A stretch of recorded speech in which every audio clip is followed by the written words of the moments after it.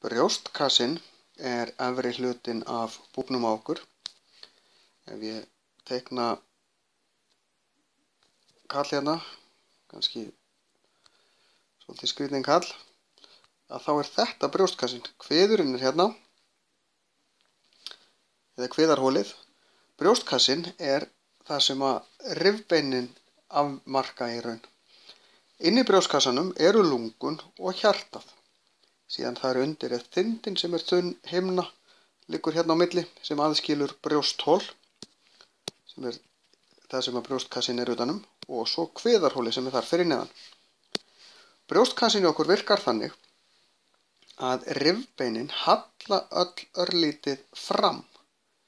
Þannig að þegar við öndum þá ýtum við rifbeinunum upp, og þegar eitthvað sem hallar fer upp, að þá lengist brjóstkassinn, það er að segja hann ýtist fram við það að ýtast upp.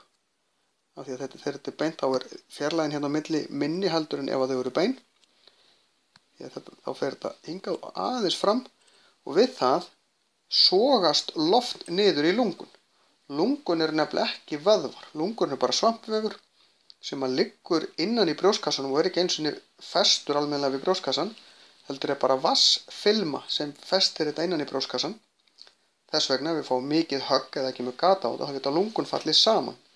Því að leðu kemst loft á milli, þá detta lungun bara saman.